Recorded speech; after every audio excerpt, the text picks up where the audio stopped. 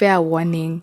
The book that I'm going to be talking about this week, my thoughts started down here, then they maybe went up as I went along the video. So enjoy. It's going to be a wild ride.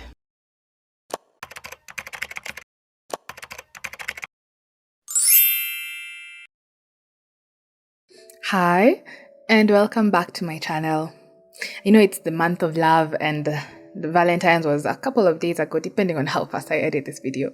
But I hope you all enjoyed your Valentine's. Welcome to this week's video, where I already know the artwork, which it's going to be. This time we're going to be talking about a book, but most likely my thoughts are going to end up wandering into talking about something else because the book kind of triggered me when I read it. It's called The Husbands by Chandler Baker. The premise of the book is there is a couple. The wife is called Nora and the husband is called Hayden.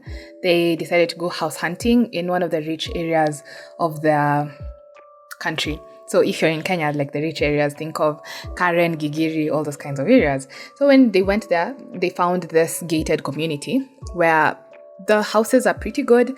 It was kind of within their budget, and the person who was walking them around, she exuded the kind of lifestyle, the kind of comfortability in your own life and your own self that Nora herself really wants. And Nora is the protagonist of this story. She's the main character, let's say that. With time, you learn that the women who live in that estate, they all have high-paying jobs, very go-getter women. They have very supportive husbands and well-behaved kids. They are good in their fields. They are extremely well connected. Contrast this with Nora, who she has a child and she's pregnant at the time. Her husband doesn't really do much, so she does pretty much all the housework, and at the same time she's still a lawyer. So through the way she's thinking, and you can read it in the book, she's just reminiscing and thinking about how much she has to do. She has to take care of the kid, wake up in the morning, prepare her child for school, make the food for her husband as well as the child, make sure that the kid has shoes, has books, has everything that she needs for school, while her husband, even though he does the bare minimum, for example, he says that he mows the lawn, or he maybe painted the basement if it needed painting, he takes that to be I have done my part, even though it is a bare minimum and it's something that he needs to do maybe just once in a while. But when it comes to the daily chores of the house, he does not do that. So you can see and read Nora's frustration in every single page. Trust me, you can read it, because the author really made it clear that there is a huge difference between the sexes, and I have realized that I've been rolling my eyes this whole time. Just the whole premise of the book is that as it goes on and on, you just find out how the women of that new neighborhood where Nora and Hayden want to move into, they have trained their husbands to be house husbands, but not in the good way. Not in the good way where a man and a woman both contribute in the household, in a bad way where they are completely mind-washed. But the thing that really rubbed me wrong about this book was the constant rubbing in the readers' faces about the disparity between genders. This is where I'm most likely going on a tangent, because I know for sure I'm not a feminist, and I do know that there are things that are very unfair when it comes to men's roles and women's roles. But I don't normally like how it's gotten to a point where it's a fight between the two sexes. So the book was painting women as, I know it was probably sarcasm and just satire, but I think I took it very personally and got pissed at it. It painted women as complete maniacs, and women rule the world, girl power, rah rah, all that. And it got a bit overwhelming reading that every single page. Every single chapter started with an article written in the newspaper versus the comments below. And those articles would likely be polarizing articles about feminism or men's roles, women's roles, and all that kind of stuff, women in the workplace and all that. And the comments beneath there would be comments from women who are like, you guys, you do not know the real struggle that women have to go through, which is true. We go through a lot. And men now would be there. Now they're commenting the same. Now, not commenting the same, but commenting that you guys complain about everything. You know, it's like kind of pitting the genders against each other. And I think that's the bit that really rubbed me the wrong way, because it's a topic I really do like to avoid a lot, because it's something that is steeped into the culture currently.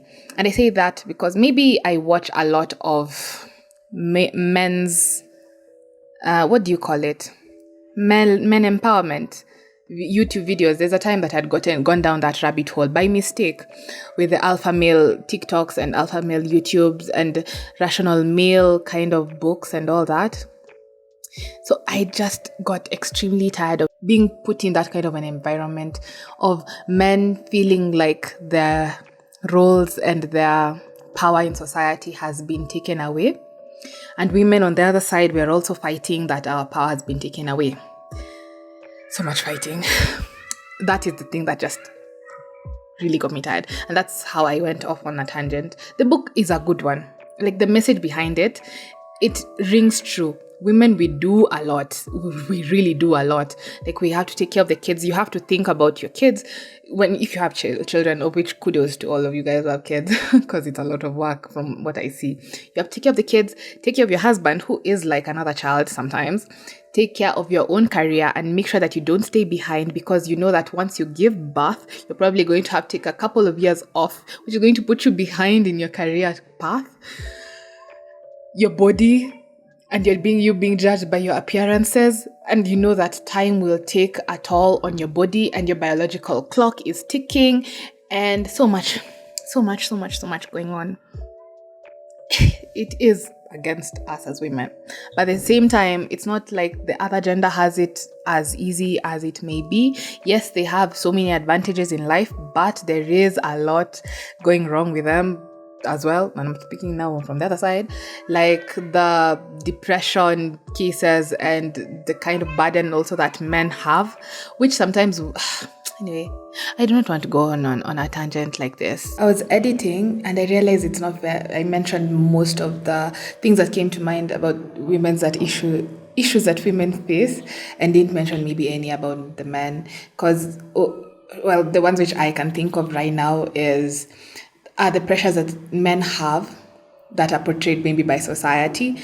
The view of masculinity, you have to be big and buff because that's what we see on the media, or you have to be a financial success even at a young age, otherwise you will not get any women. There is the pressure where women right now, we look for men who are already completely established, even though at whatever age we are at, maybe even in your 20s, you have nothing for yourself, but you claim that you want to have a man who's tall, dark, handsome, and loaded. Actually, loaded should be number one.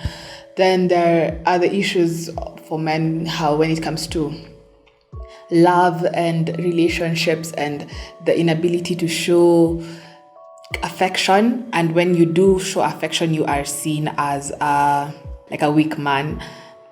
The pressure to provide for your family, like I think financial pressure is a huge big deal.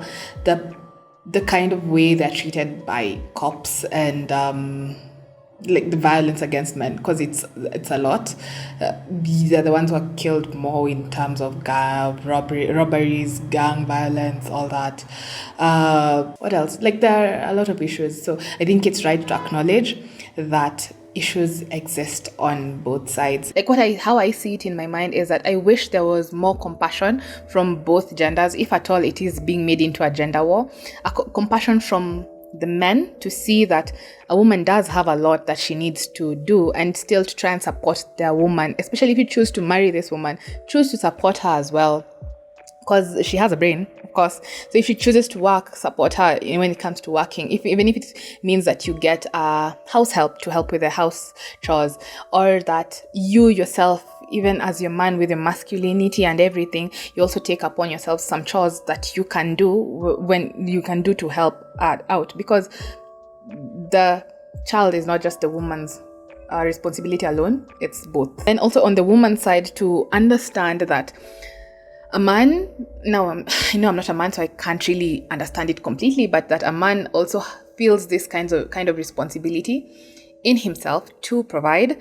I think most men have it. I really do hope they do, because sometimes the statistics show it different, with so many single mothers outside here and the men not taking care of their kids. But anyway, to understand that the men also, they feel this need for responsibility, and sometimes whenever they end up feeling emasculated, or rather that their role of being the provider and be making money and all that is taken over. God, I did not want to go deep into this, but anyway, it sometimes brings up resentment from the man's end and also from the woman's end. Of course, I've already mentioned the resentment that could be there. Was I supposed to be PC and say, how many genders are there? Oh God, I know that there are new ones coming up every day, but me, I'm going to stick to the ones which I knew from primary school. Funny thing is, when you're young and you're all in school as boys and girls and you're all playing together, you think that everything is, that you're all the same. And that moving forward, everything will be the same. But when you grow up, that's when you see that they're not really the same.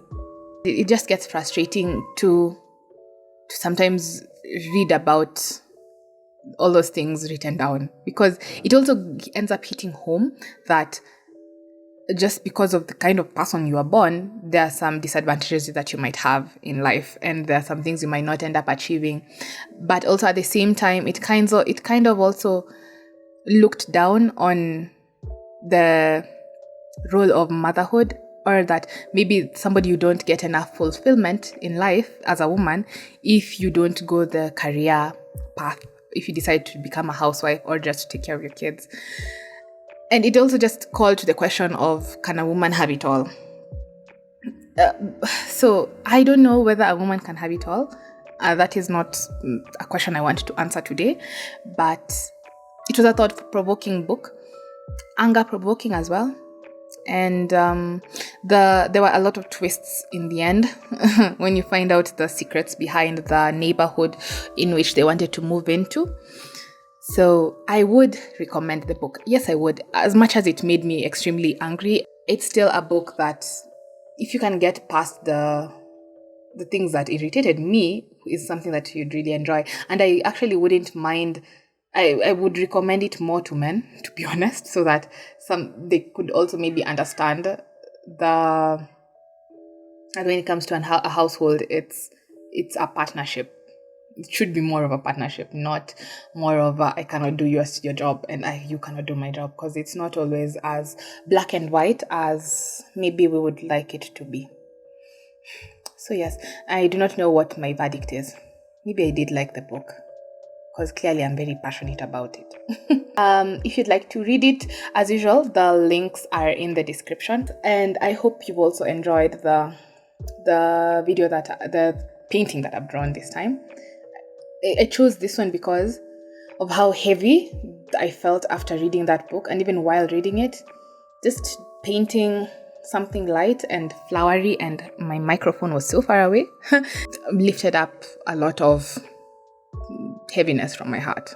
And if you'd like to learn how to draw and you're local to me, as usual, reached out through Instagram. If you'd like to learn how to draw online, the links to my classes are also down below, links to Skillshare as well as Udemy. If you would, what are the other things I normally say?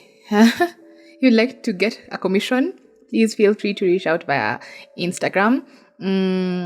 And please like, share, subscribe, comment, as well. And let's meet next week. Catch you on the flippity flip.